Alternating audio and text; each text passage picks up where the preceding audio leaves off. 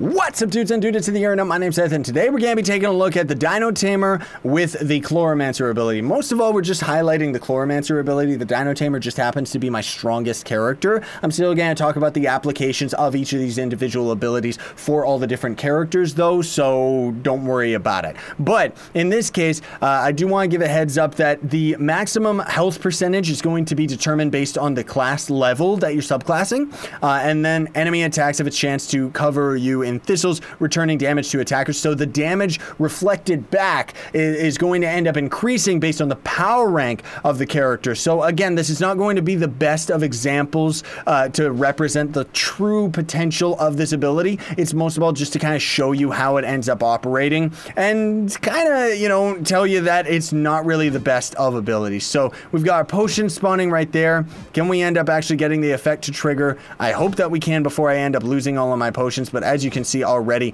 it is random number generation whether or not the effect is going to end up triggering, which is absolutely pathetic. Like, seriously, how many times does this guy have to hit me? There is the effect right there, and he is only going to end up soaking up damage from us if he ends up hitting us while we have the Thorns going on. But as you saw, we're still taking damage. It's just reflecting damage. It's not necessarily like, or not reflecting damage, not at all. It's hitting the enemy back at the same time, so it's quite literally Thorns, like in most games, where it's not going to be used as a defensive ability. And as you saw, when it was actually attacking the enemy back, it wasn't actually causing that much damage. Now, that, granted, could just be because my Chloromancer is not necessarily that powerful.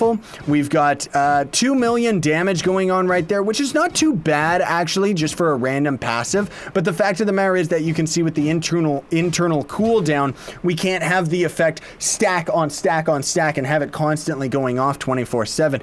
And honestly speaking, the reason why I feel that this ability is useless is because it's completely outshunned in terms of raw damage for some of the other subclass abilities. Now, the other thing, too, is the fact that the ability is not triggering any crits. So it doesn't actually matter whether or not you end up having max crit hit for it, which is good. But at the same time, it means that for endgame players, it's that much less damage. So there's going to end up being kind of a divide there. So 2 mil damage for every time an enemy hits you is not too bad. But again, some of the other class abilities are going to end up outshining it, or subclass abilities, I guess I should say, because class abilities implies the gem class abilities. In any case, thanks for watching, folks. I wanted to have this as a shorter video, but, you know, kind of was a little bit more of a complex skill, so it was a little bit longer. But there's going to be links in the description that will go to a very lengthy video that kind of talks about the breadth of all of the different subclass abilities. So hopefully I answered any questions that you had about this particular one. Thanks so much for watching. Don't forget to like, share, favorite, and subscribe for more daily content. Sign on, and stay epic, everybody.